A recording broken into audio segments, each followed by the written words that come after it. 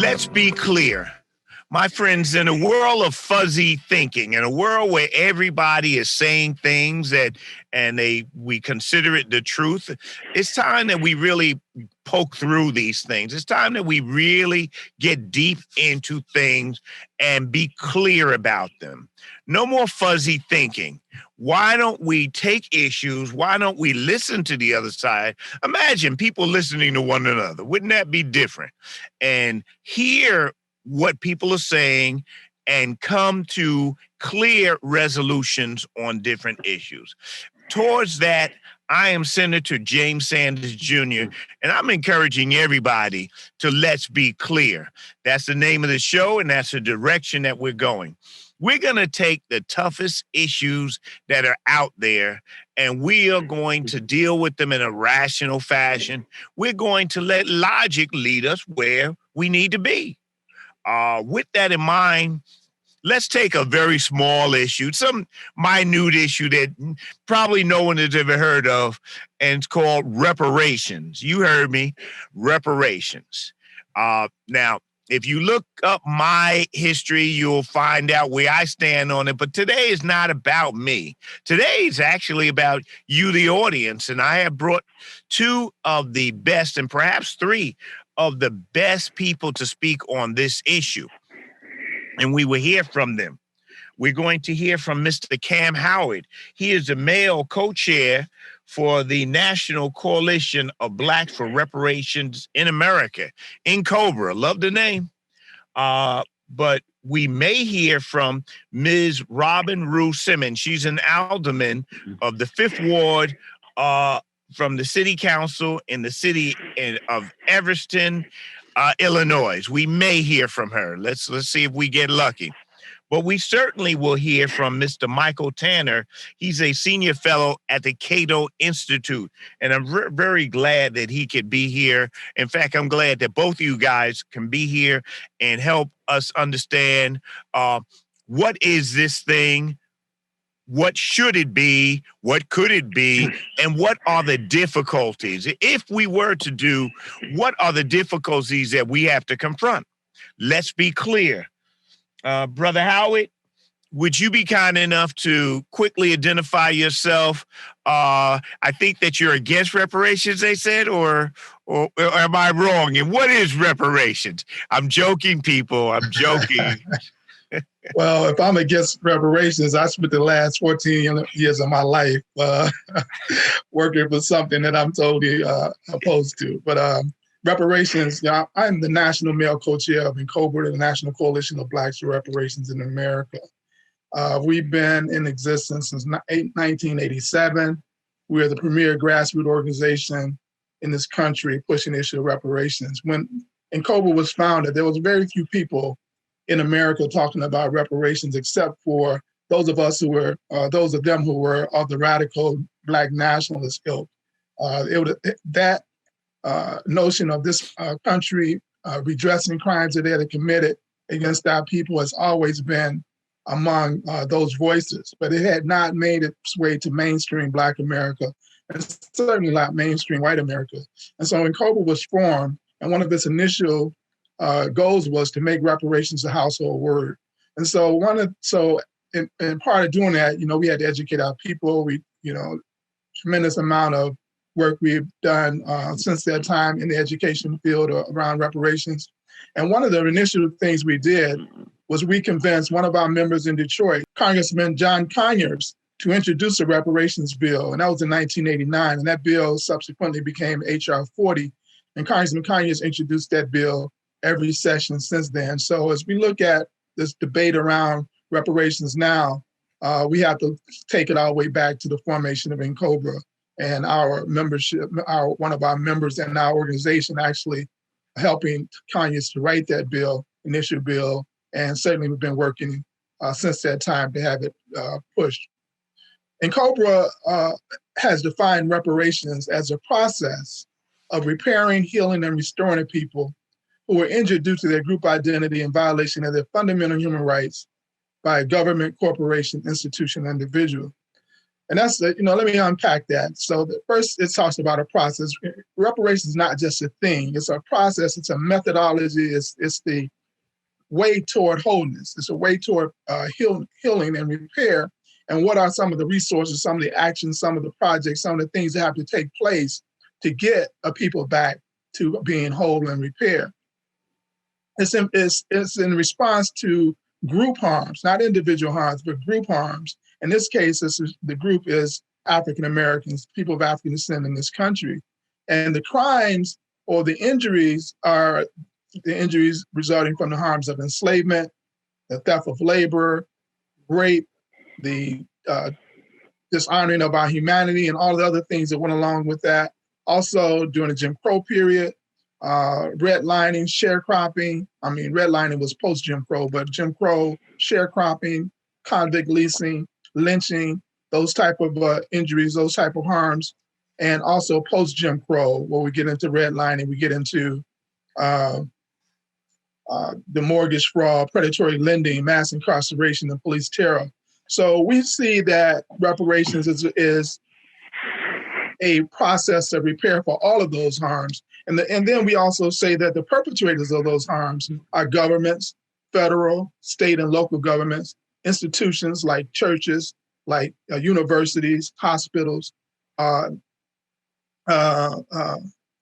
corporations. These many corporations that are Fortune 500 corporations had their start in the atrocities and crimes committed against our people, and of course individual families that still hold in their asset column wealth that was generated from the atrocities committed against our ancestors. In 2001, there was a World Conference Against Racism held in Durban, South Africa, and there we wanted the Pan-African community collectively wanted to raise the issue of the transatlantic slave trade, slavery and colonialism, and apartheid. In South Africa, it was called apartheid, which means separate development. Here in America, they patterned their system after the American system of Jim Crow, which also resulted in separate development. So we wanted to say that all of these periods of criminality were actually crimes against humanity. They weren't just immoral acts. They weren't just bad acts, but they were crimes against humanity. And under international law, crimes against humanity have no statute of limitations. They're the most gross acts a state can commit against a civilian population. And as long as the perpetrators are still in existence, then they should be brought to justice in the form of some type of reparations or redress. And so that was a major outcome of that World Conference, is that so corporations that, railroads and universities and this government has been in existence for hundreds of years, they have not addressed those acts. And so under international law, they're still required to address those acts. And before I turn it over to your next speaker, I also want to talk about another standard that we've gotten from international law and international norms, and that's the concept of full reparations.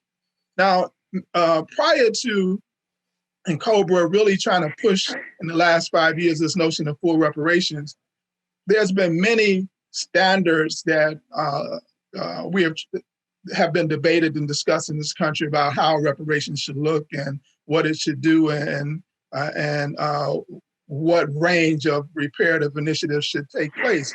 But all of these standards we've stated and COBRA stated were lower standards. The highest standard of redress internationally is the notion of full reparations. And full reparations, the goal of full reparations is to wipe out all consequences of the harms.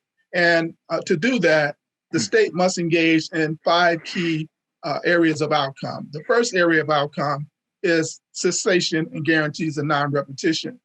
Whatever bad acts are being committed, if they're still being committed, they must be halted, and policies must be put in place to ensure that these bad acts is not resurfaced.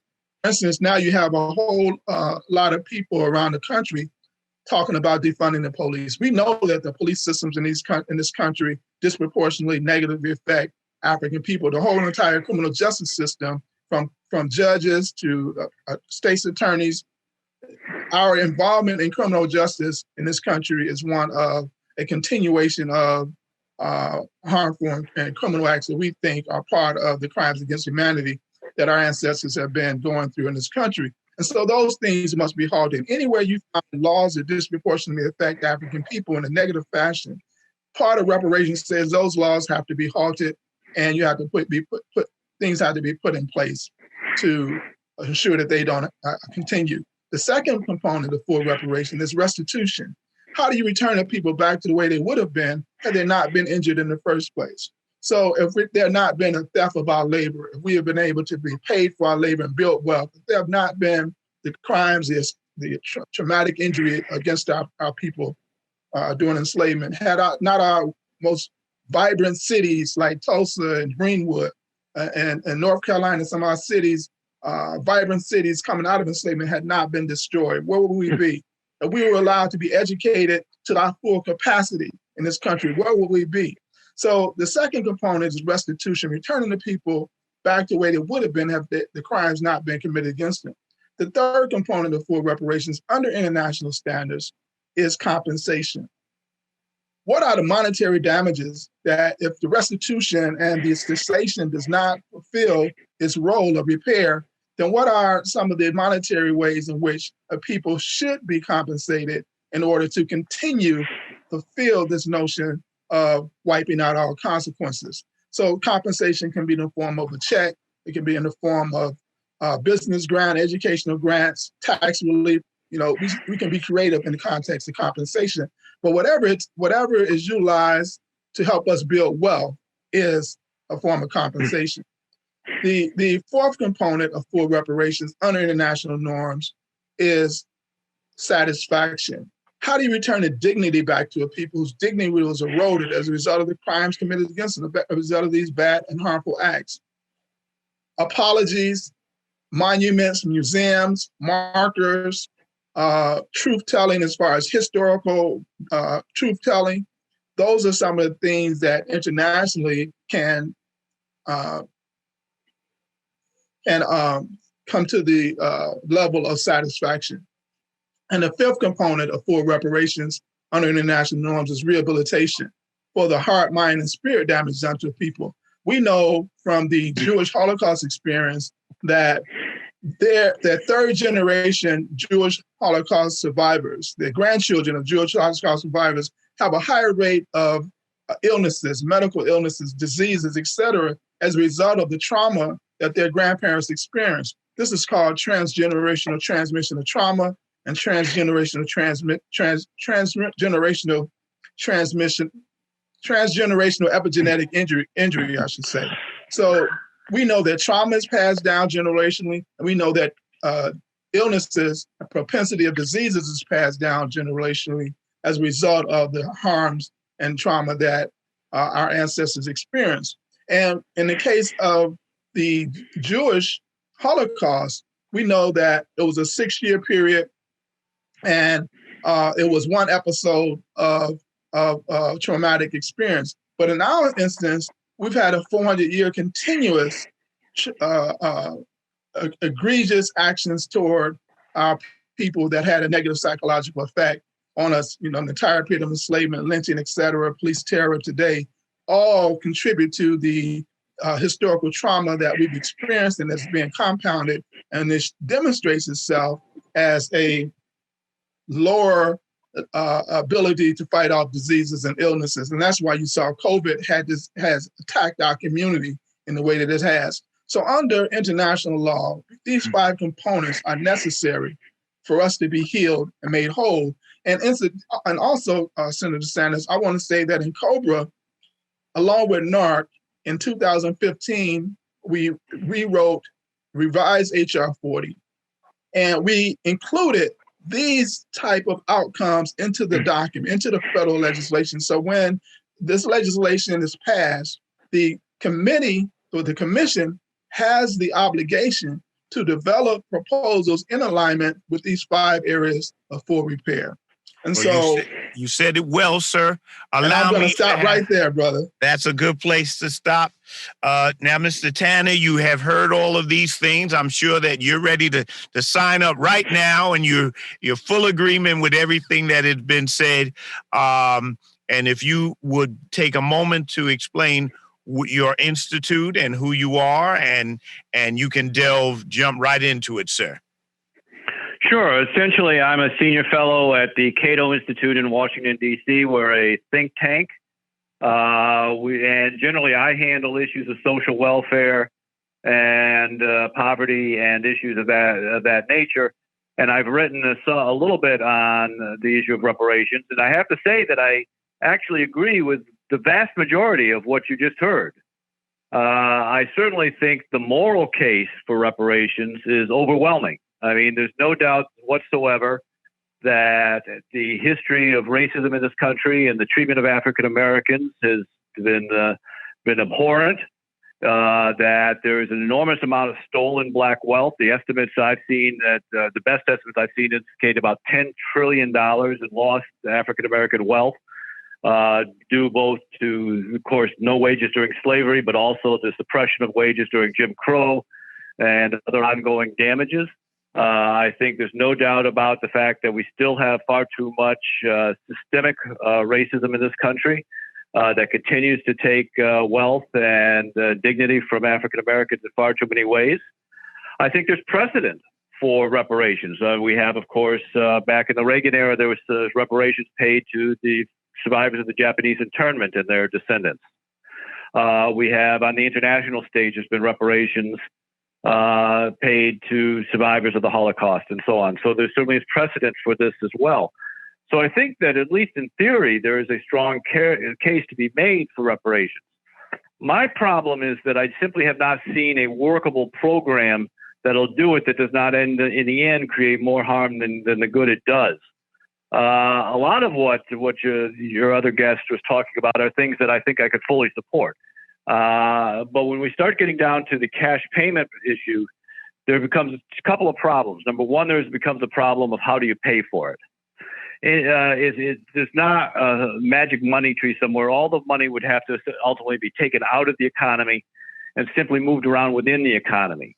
And that sort of goes back to Bastiat's broken window fallacy, which is the idea that in his, this was a Frenchman in the 19th century writing, that a boy breaks the window of a restaurant.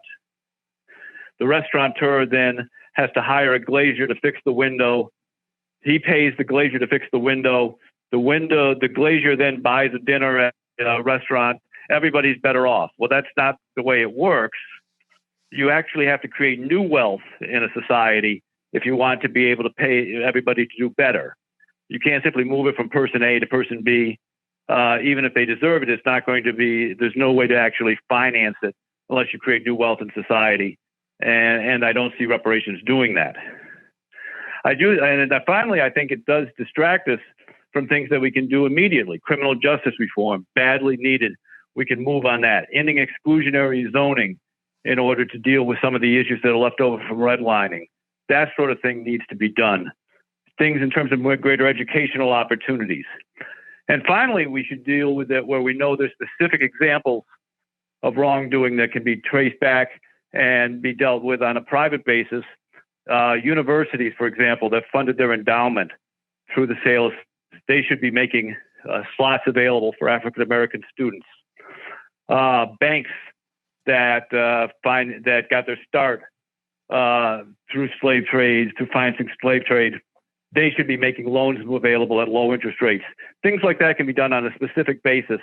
But I think that overall, we're going to pay everybody $50,000 or $100,000 or $200,000. I don't think that's realistic. Okay. I have a question for you, Mr. Tanner, before I turn it to Mr. Howard. How to pay for it? Wouldn't it be an economic stimulus to the country if this were actually done? Wouldn't it would be an equal strength stimulus, if not a better one, than the stimulus that we've been going through? Our country recently has been going through several different stimulus Wouldn't this be one of them, or if it were done, sir? Well, the stimulus we're going through right now is sort of a short-term thing. We're ultimately going to have to pay for it, and that is going to. And when you do that, you're going to lower economic growth overall. What we'd be, we're trading basically future economic growth for economic growth now because we have an immediate need. But essentially, if you make Jeff Bezos poorer in order to give money to African Americans who deserve it, you haven't created any new wealth. All you've done is move it from Jeff Bezos to someone else. And that's, in the end, Jeff Bezos then invests less in Amazon. All the people who work for Amazon get less wages. People that were getting efficiency through Amazon, those efficiencies disappear, and the whole society gets somewhat poorer. Well, interesting point, sir. Mr. Howard. So Mr. Tanner has convinced you, and you're no longer with reparations. You're about to go join, I don't know, the Cato Institute. Is this the case, sir? And you need to unmute. Mr. Tanner agreed with pretty much about 90%, I think, a great deal, according to his words. So I said about 90%, we're in agreement. Don't think that we should piecemeal reparations. I think that's why a commission is needed, that we come up with a comprehensive plan. And compensation, as I stated, is a component of full reparations under international norms. So the atrocities that were committed against our people were the greatest atrocities in the human history.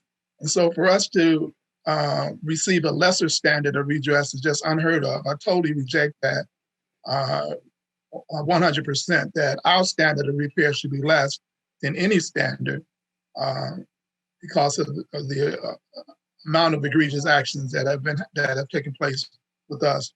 This whole notion that about where the money is going to come from, as you stated, these $1 trillion stimulus packages that were created, that money just appeared. But more so than that, in opposition to his argument, there's been several studies out that show that the systemic racism cost this nation about $14 trillion. And so that's where the money comes. It's going to be an investment in this country, and that's $14 trillion growth going onward. Once this nation comes to grip with the structural racism, the apartheid, the genocide, and ongoing crimes, and repair for their past crimes. If we were to do reparations, what kind of reparations would it be? Is it cash, land, free education, access to credit, 40 acres and a mule? How do you? And of course, we're not holding you to this. We're not going to solve the issue at this conversation, but I'm curious, how do you define it?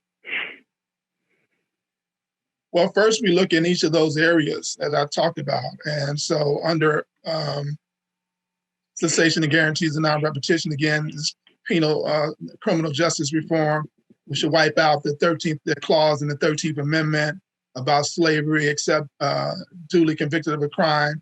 That's part of reparations, the release of all our so-called political prisoners, actual political prisoners. As we know in the Japanese reparations bill, their political prisoners, those who fought against the internment, were released.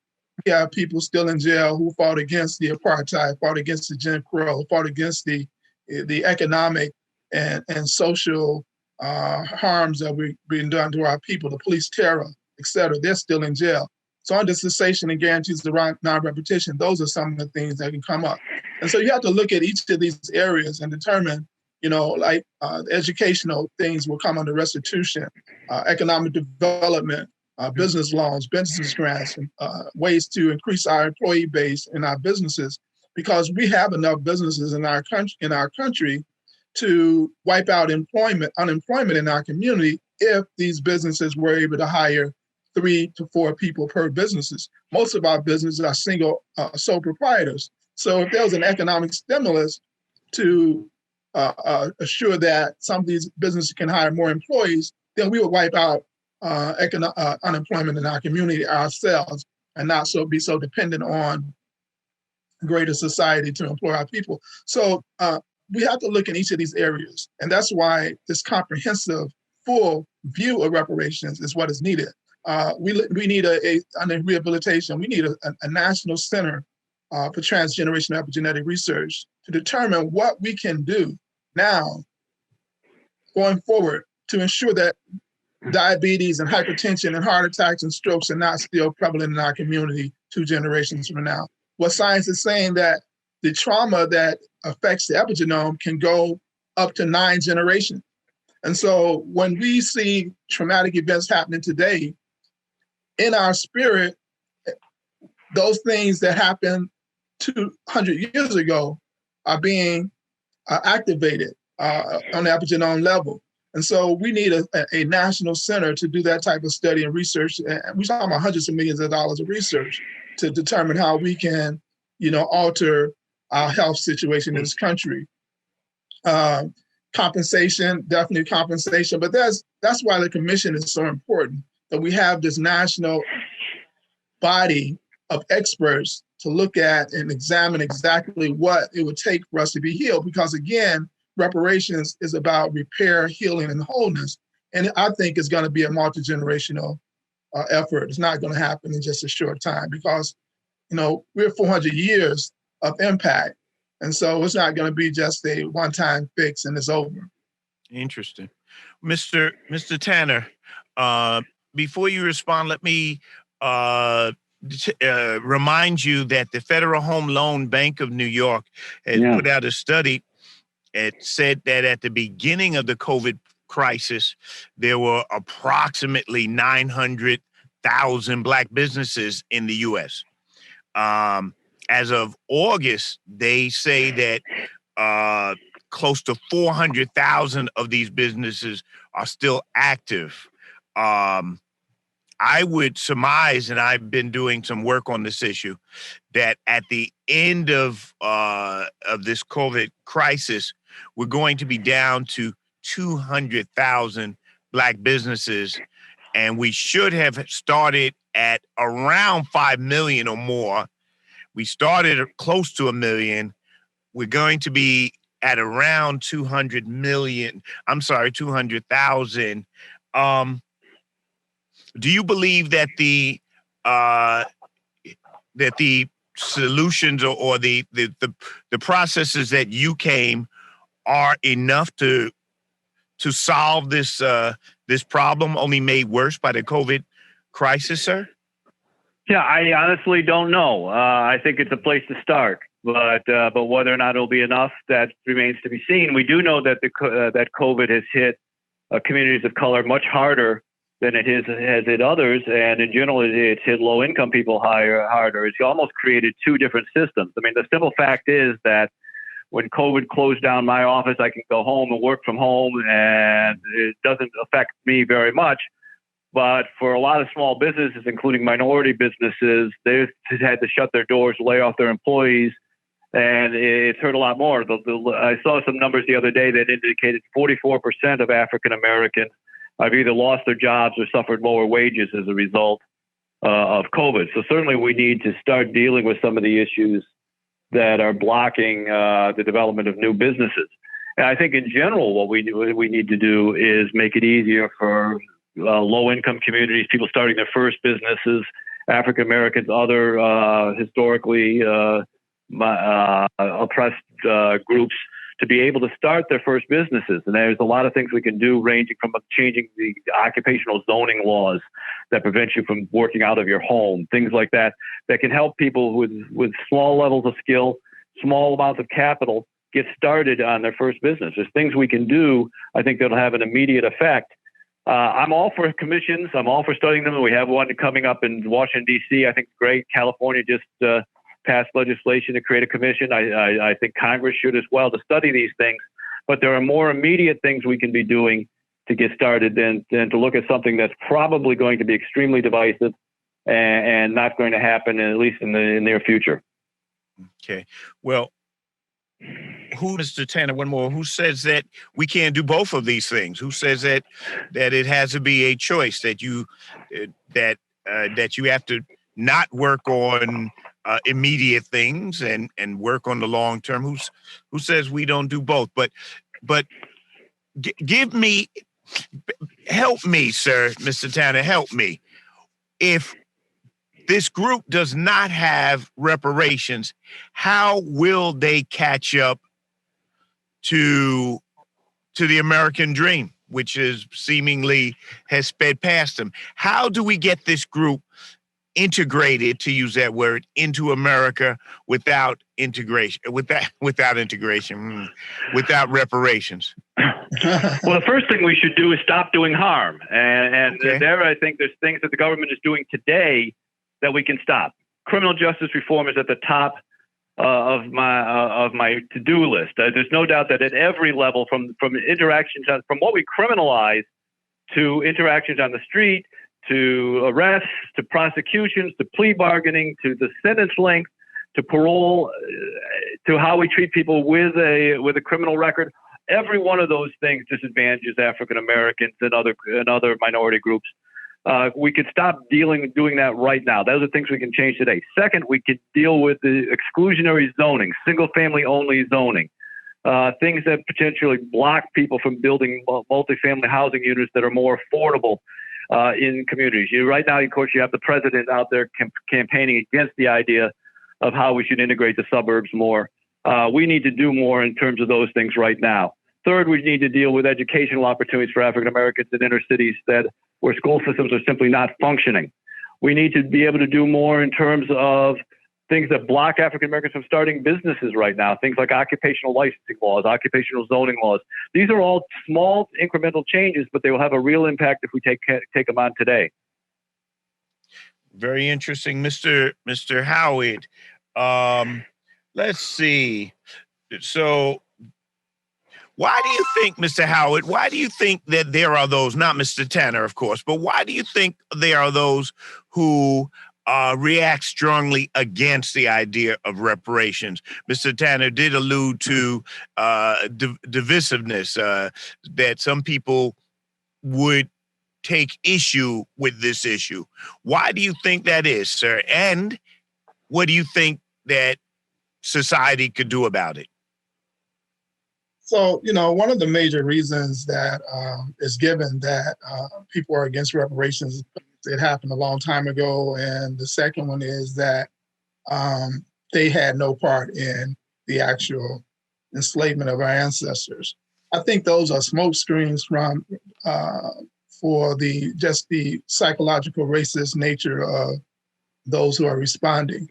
The comment that it happened a long time ago, as I stated earlier, science shows that we are experiencing the physical effect of the trauma that happened a long time ago. So it's happening to us today in the realm of our physicality and our biological existence. We're experiencing those actions, even though it happened a long time ago. It has its effects on us currently living.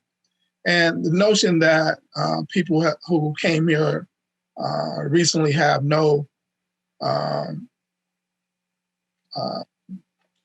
guilt or not guilt, but no complicity in the actions that happened before. This country, people come to this country because of the wealth, because of the opportunity, and all of that they come to take part in was built on behalf of African people. So just coming and benefiting from the American standard of life has a built-in obligation to the African community. Mm-hmm.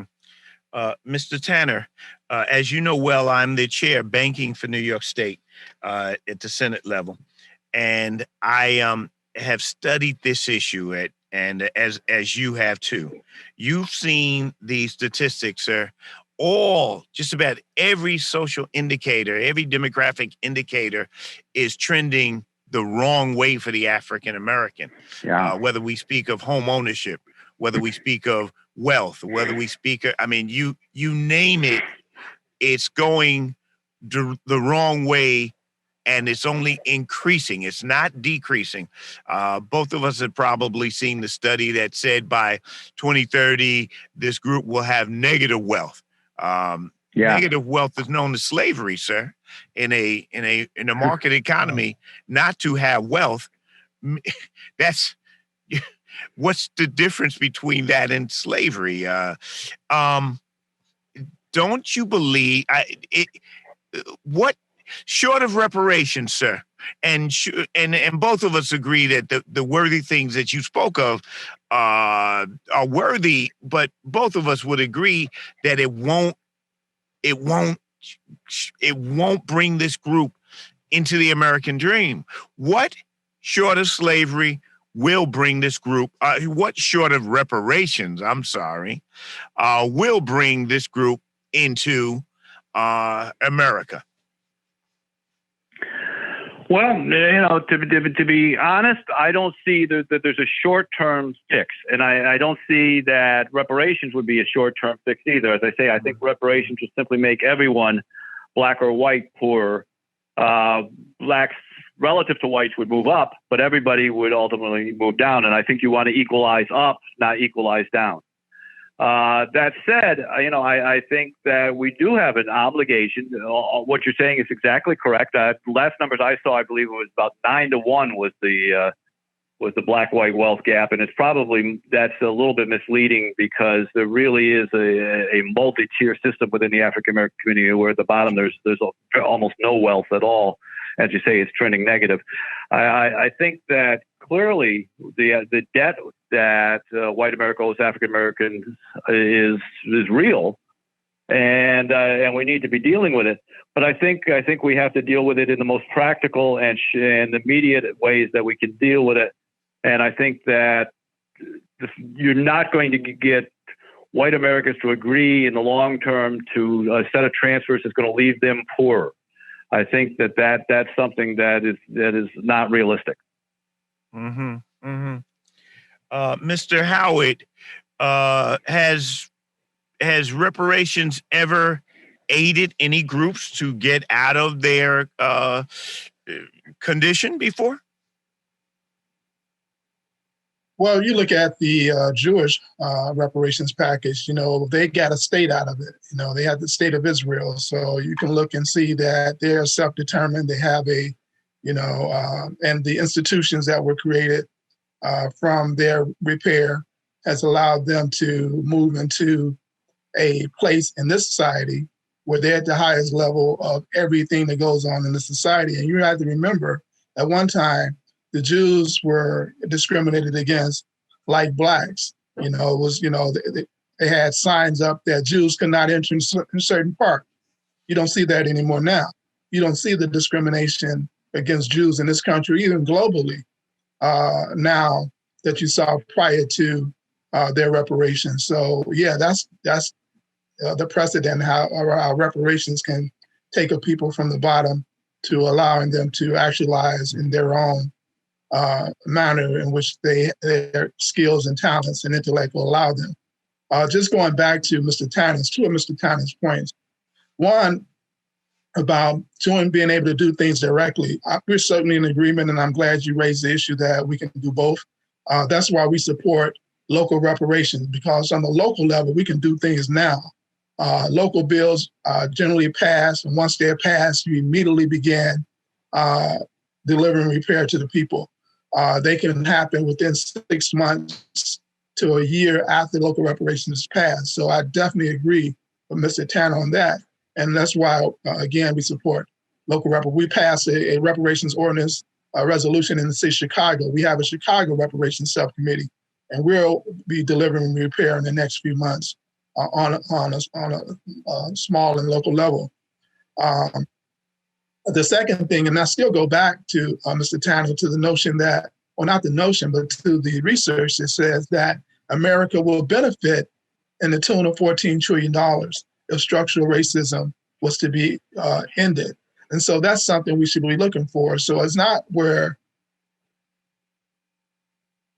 you're going to make America poor by paying reparations, by ending structural inequalities, but you'll make America richer. So, and that's where the research is showing.